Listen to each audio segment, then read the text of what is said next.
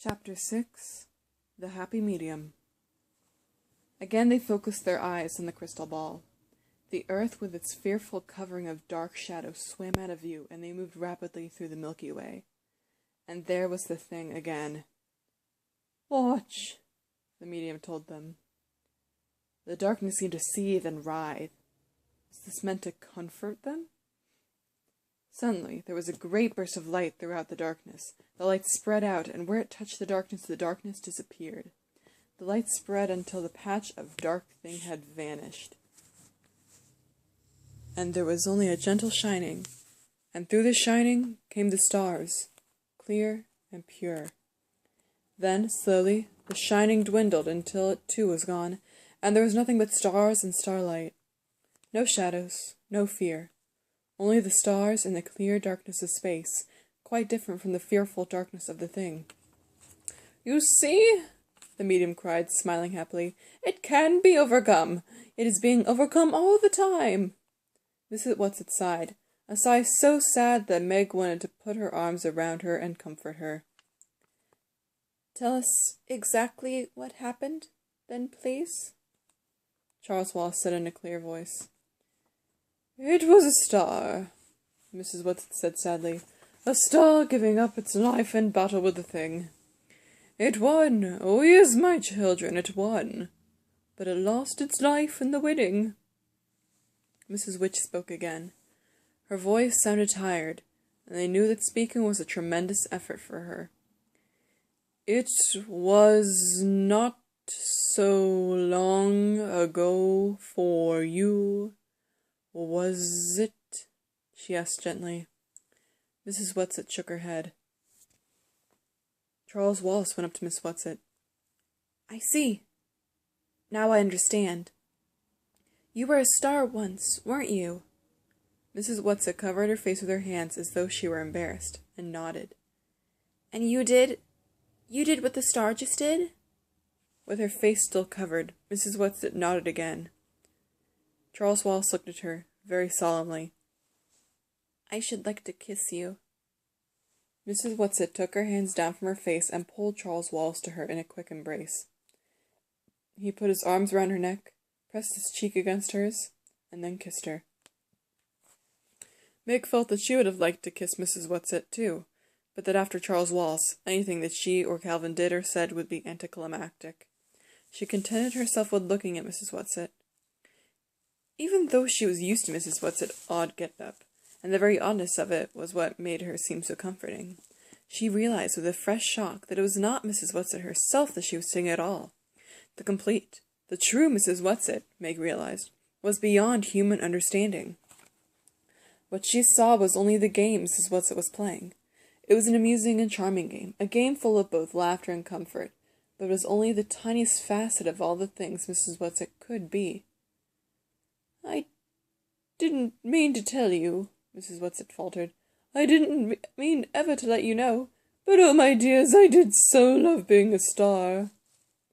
"You are still very young," Mrs. Witch said, her voice faintly chiding.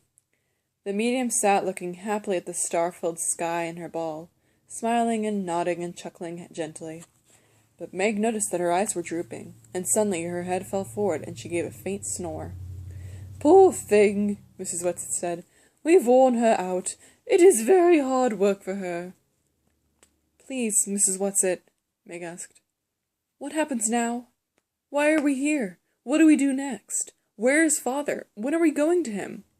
She clasped her hands pleadingly.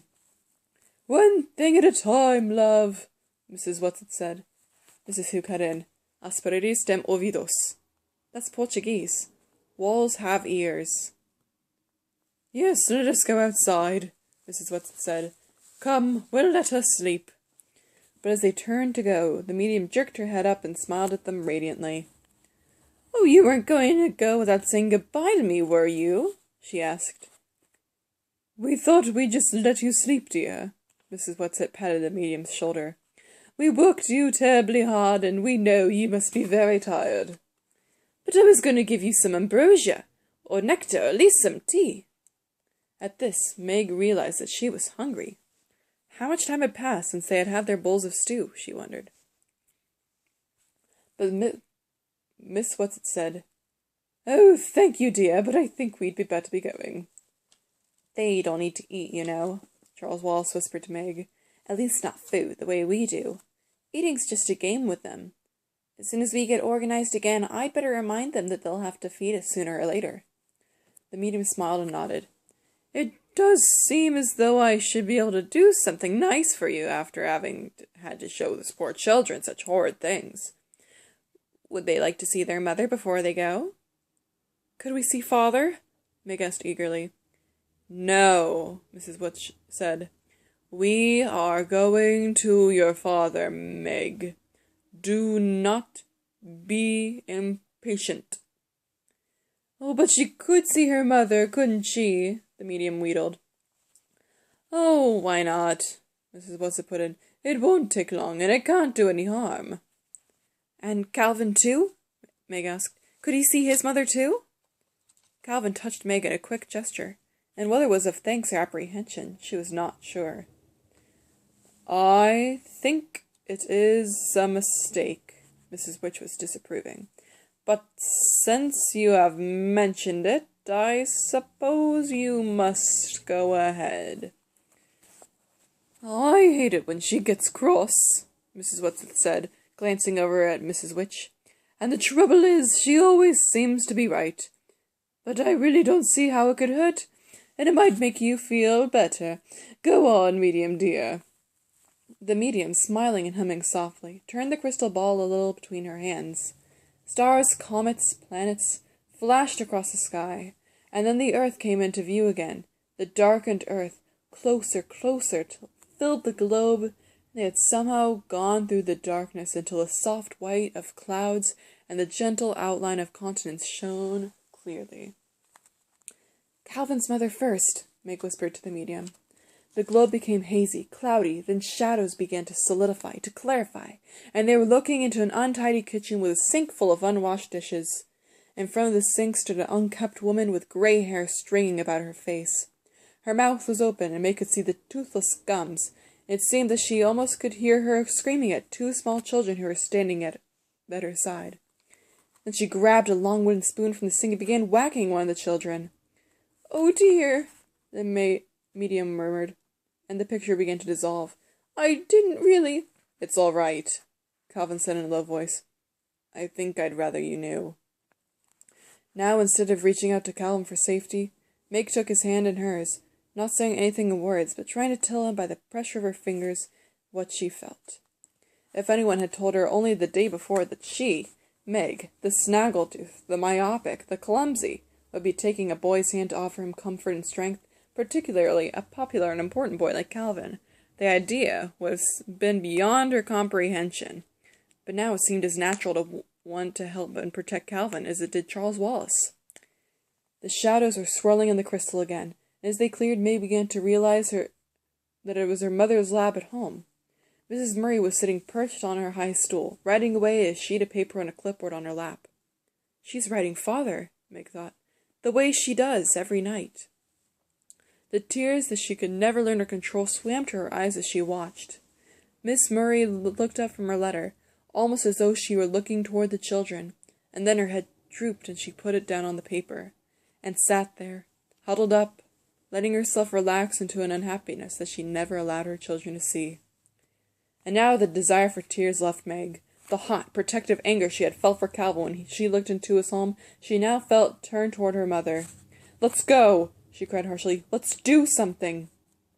"She's always so right," Mrs. Whatsit murmured, looking towards Mrs. Witch. "Sometimes I wish she'd just say I told you so and have done with it." "I only meant to help," the medium wailed. "Oh, medium dear, don't feel badly," Mrs. Whatsit said swiftly. "Look at something cheerful, do. I can't bear to have you distressed." "It's all right," Meg assured the medium earnestly. "Surely it is, Mrs. Medium, and we thank you very much." "Are you sure?" the medium asked, brightening. "Of course. It really helped ever so much because it's making me mad, and when I'm mad I don't have room to be scared." "Well, kiss me good luck, bye for luck, then," the medium said. Meg went over to her and gave her a quick kiss, and so did Charles Wallace. The medium looked smilingly at Calvin and winked. "I want the young man to kiss me too. I always did love red hair, and I'll give you good luck, laddie me love." Calvin bent down, blushing, and awkwardly kissed her cheek. The medium tweaked his nose. "You've got a lot to learn, my boy," she told him. "Now goodbye, medium dear, and many, many thanks," Meg said. "I dare say we'll see you in an eon or two," Mrs. Whatsit said. "Where are you going in case I want to tune in?" the medium asked. "Camazotz," Mrs. Whatsit told her. Where and what was Camazotz? Meg did not like the sound of the word or the way in which Miss Whatsit pronounced it. "But please don't distress yourself on our behalf. You know you don't like looking in on the dark planets, and it's very upsetting to us when you aren't happy." "But I must know what happens to little children," the medium said. "It's my worst trouble getting fond. If I didn't get fond, I could be happy all the time. Oh, well, I'd managed to keep pretty jolly, and a little snooze would do wonders for me right now. Goodbye, everybody." And her word got lost in the general bzzz of a snore. "Come," Mrs. Witch ordered, and they followed her out of the darkness of the cave to the impersonal grayness of the medium's planet. "Now, children, you must not be frightened at what is going to happen," Mrs. Witch warned. "Stay angry, little Meg," Mrs. Whatsit whispered. "You will need all your anger now." Without warning, Meg was swept into nothingness again.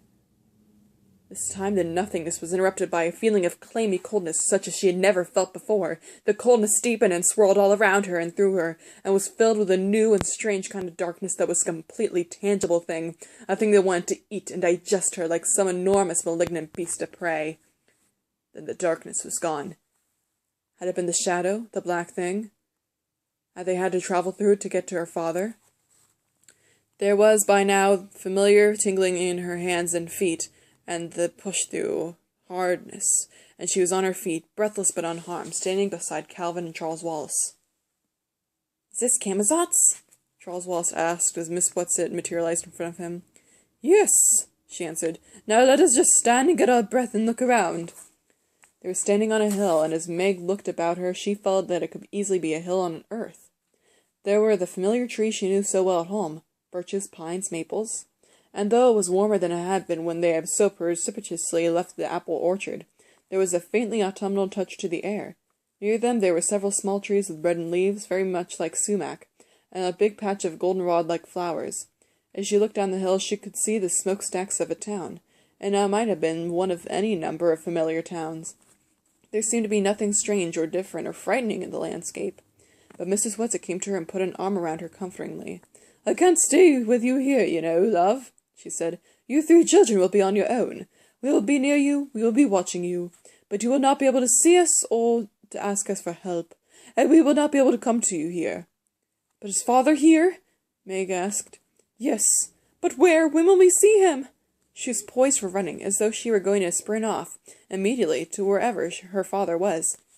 "That I cannot tell you. You will just have to wait until the properest moment." Charles Wallace looked steadily at Miss Whatsit. "Are you afraid for us?" "A little." "But if you weren't afraid to do so what you did when you were a star, why should you be afraid for us now?" "But I was afraid," Mrs. Whatsit said. She looked steadily at each of the 3 children in turn. "You will need help," she told them, "but all I'm allowed to give you is a little talisman.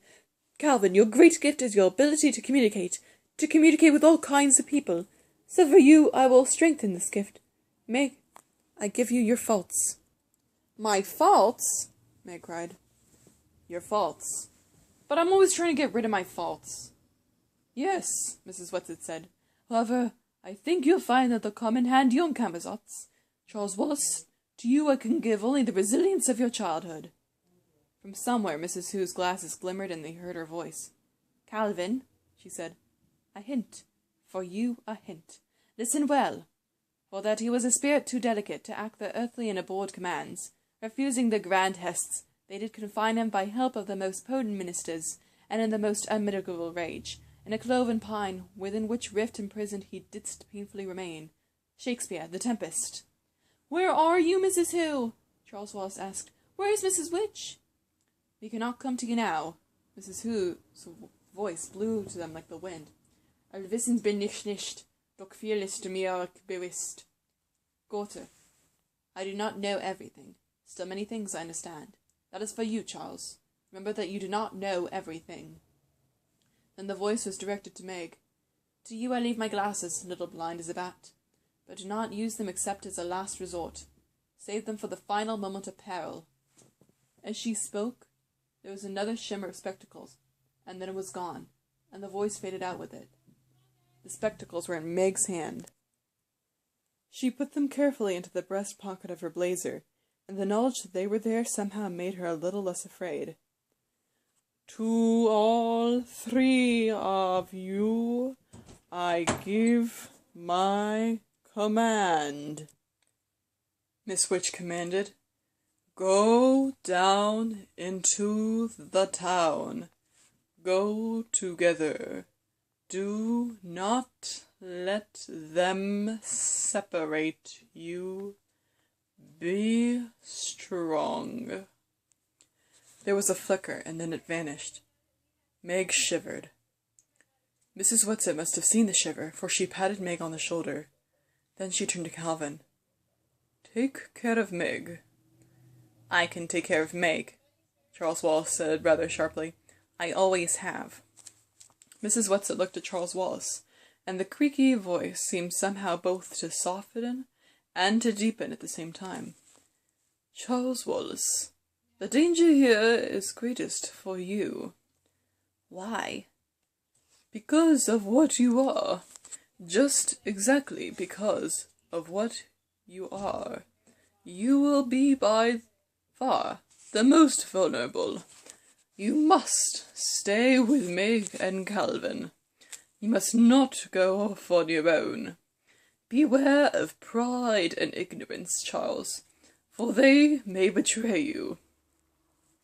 At the tone of Mrs. Whatsit's voice, both warning and frightening, Meg shivered again, and Charles Wallace butted up against Mrs. Whatsit in the way he often did with his mother, whispering, Now I think I know what you meant about being afraid. Only a fool is not afraid, Mrs. Whatsit told him. No go. And where she had been, there was only sky and grasses and a small rock. Come on, Meg said impatiently. Come on, let's go. She was completely unaware that her voice was trembling like an aspen leaf. She took Charles Wallace and Calvin each by the hand and started down the hill. Below them, the town was laid out in harsh angular patterns. The houses in the outskirts were all exactly alike, small square boxes painted grey. Each had a small rectangular plot of lawn in front, with a straight line of dull-looking flowers edging the path to the door. Meg had a feeling that if she could count the flowers, there would be exactly the same number for each house. In front of all the houses, children were playing. Some were skipping rope, some were bouncing balls. Meg felt vaguely that something was wrong with their play.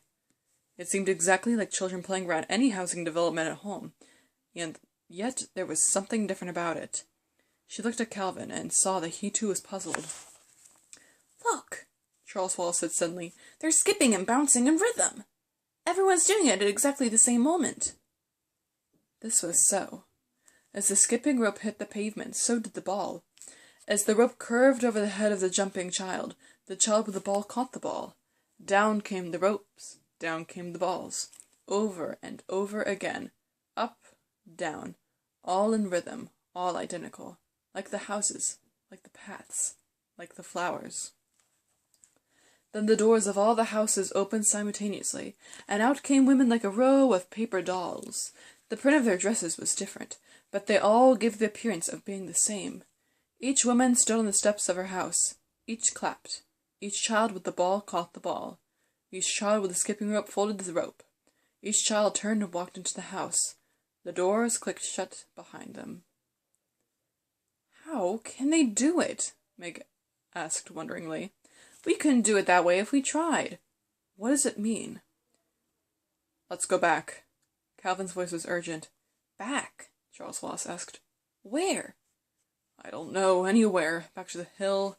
Back to Mrs. Whatson, Mrs. Who, Mrs. Witch. I don't like this. But they aren't there. Do you think they'd come to us if we turn back now? I don't like it, Calvin said again. Come on! Impatience made Meg squeak. You know we can't go back. Mrs. Watson said to go into the town. She started on down the street, and the two boys followed her. The houses, all identical, continued, as far as the eye could reach. Then, all at once, they saw the same thing, and stopped to watch. In front of one of the houses stood a little boy with a ball, and he was bouncing it. But he bounced it rather badly, and with no particular rhythm, sometimes dropping it and running after it with awkward, furtive leaps, sometimes throwing it up into the air and trying to catch it. The door of his house opened, and out ran one of the mother figures. She looked wildly up and down the street, saw the children, and put her hand to her mouth as though to stifle a scream, grabbed the little boy, and rushed indoors with him. The ball dropped from his fingers and rolled out into the street. Charles Wallace ran after it and picked it up, holding it out for Meg and Calvin to see. It seemed perfectly ordinary, a brown rubber ball. Let's take it into him and see what happens, Charles Wallace suggested. Meg pulled at him. Mrs. Watson said for us to go on into the town. Well, we are in the town, aren't we? The outskirts, anyhow. I want to know more about this. I have a hunch it may help us later. You go on if you don't want to come with me. No, Calvin said firmly. We're going to stay together. Mrs. Watson said we weren't to let them separate us. But I'm with you on this. Let's knock and see what happens. They went up the path to the house, Meg reluctant, eager to get on into town. Let's hurry, she begged. Please. Don't you want to find Father? Yes, Charles Wallace said, but not blindly. How can we help him if we don't know what we're up against? And it's obvious we've been brought here to help him, not just to find him. He walked briskly up the steps and knocked at the door. They waited. Nothing happened. Then Charles saw a bell, and he rang. They could hear the bell buzzing in the house, and the sound of it echoed down the street. After a moment, the mother figure opened the door. All up and down the street other doors opened, but only a crack, and eyes peered toward the three children and the woman looking fearfully out of the door at them. What do you want? She asked. It isn't paper time yet. We've had milk time. We've had this month's Polish Prussian person, and I've given my decency donations regularly. All my papers are in order. I think your little boy dropped his ball, Charles Wallace said, holding it out. The woman pushed the ball away. Oh, no! The children in our section never drop balls. They're all perfectly trained. We haven't had an aberration for 3 years. All up and down the block, heads nodded in agreement. Charles Wallace moved closer to the woman and looked past her into the house. Behind her in the shadows, he could see the little boy, who must have been about his own age. You can't come in, the woman said. You haven't shown me any papers. I don't have to let you in if you haven't any papers. Charles Wallace held the ball out beyond the woman so that the little boy could see it. Quick as a flash, the boy leapt forward and grabbed the ball from Charles Wallace's hand, then darted back into the shadows. The woman went very white, opened her mouth as though to say something, and slammed the door in their faces instead. All up and down the street, doors slammed. What are they afraid of? Charles Wallace asked. What's the matter with them? Don't you know? Meg asked him. Don't you know what this is all about, Charles? Not yet, Charles Wallace said. Not even an inkling. And I'm trying. But I didn't get through anywhere. Not even a chink. Let's go. He stumped down the steps. After several blocks, the houses gave way to apartment buildings. At least Meg felt sure that was what they were. They were fairly tall, rectangular buildings, absolutely plain, each window, each entrance exactly like every other. Then, coming toward them down the street, was a boy about Calvin's age riding a machine that was something like a combination of a bicycle and a motorcycle. It had the slimness and lightness of a bicycle, and yet as the foot pedals turned, they seemed to generate an unseen source of power, so that the boy could pedal very slowly and yet move along the street quite swiftly. As he reached each entrance, he thrust one hand into a bag he wore slung over his shoulder, pulled out a roll of papers, and tossed it into the entrance. It must have been Dennis or Sandy or one of any hundreds of boys with a newspaper route in any one of hundreds of neighborhoods back home. And yet, as with the children playing ball and jumping rope, there was something wrong about it. The rhythm of the gesture never varied. The paper flew in identically the same arc at each doorway, landed in identically the same spot. It was impossible for anybody to throw with such consistent perfection. Calvin whistled. I wonder if they play baseball here. As the boy saw them, he slowed down on his machine and stopped. His hand arrested as if it was about to plunge into the paper bag. What are you kids doing out on the street? He demanded. Only root boys are allowed out now, you know that. No, we didn't know it, Charles Wallace said. We're strangers here. How about telling us something about this place? You mean you've had your insurance papers processed and everything? The boy asked. You must have if you're here, he answered himself. And what are you doing here if you don't know about us? You tell me, Charles Wallace said. Are you examiners? The boy asked a little anxiously. Everybody knows our city has the best central intelligence center on the planet. Our production levels are the highest. Our factories never close. Our machines never stop rolling. Added to this, we have 5 poets, 1 musician, 3 artists, and 6 sculptors, all perfectly channeled. What are you quoting from?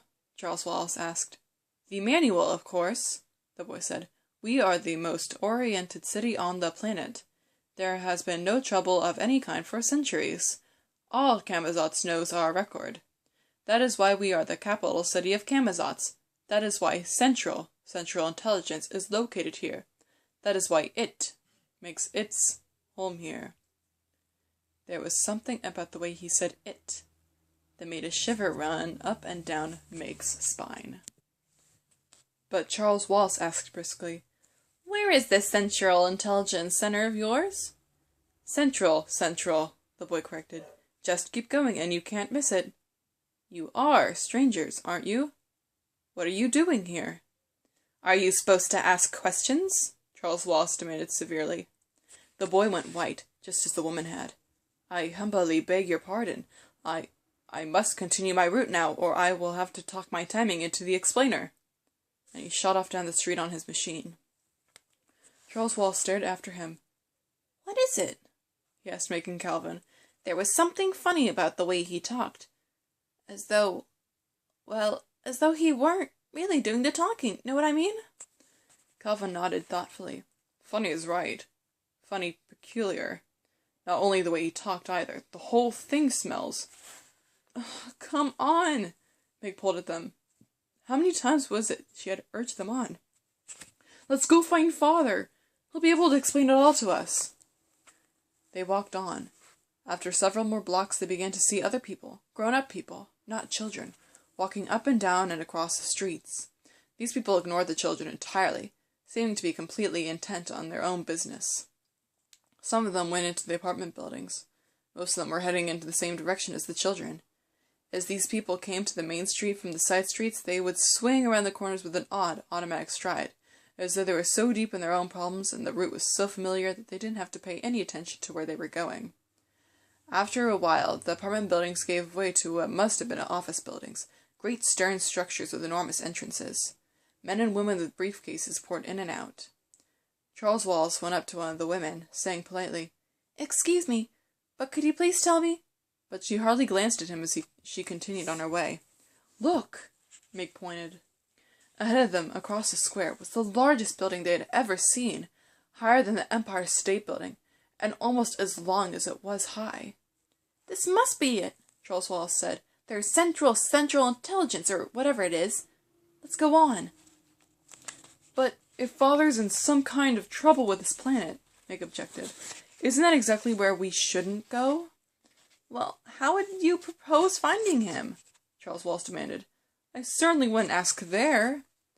I didn't say anything about asking, but we aren't going to have the faintest idea where or how to begin to look for him until we find out something more about this place, and I have a hunch that that's the place to start. If you have a better idea, Meg, why, of course, just say so.